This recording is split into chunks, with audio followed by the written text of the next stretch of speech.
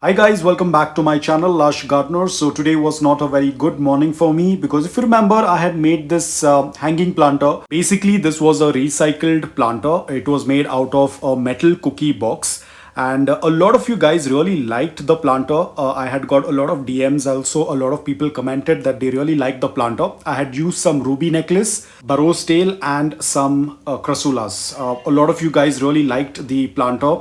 And even I love the planter because the selection of succulents were fantastic. They all had really bright colors. And here as you can see, the ruby necklace was really tiny, but over a month's time, the ruby necklace grew really large.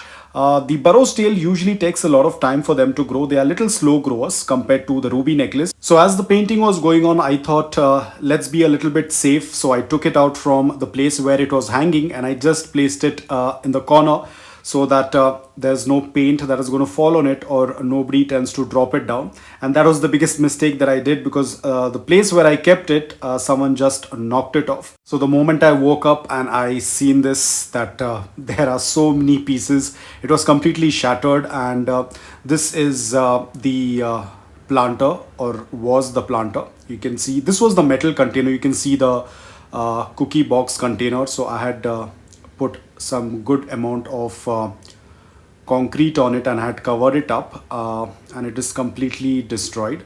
And you can see the ruby necklace is grown so huge. The root system is also fantastic. It's little dehydrated. I will be putting it in another pot and then giving it a good amount of watering.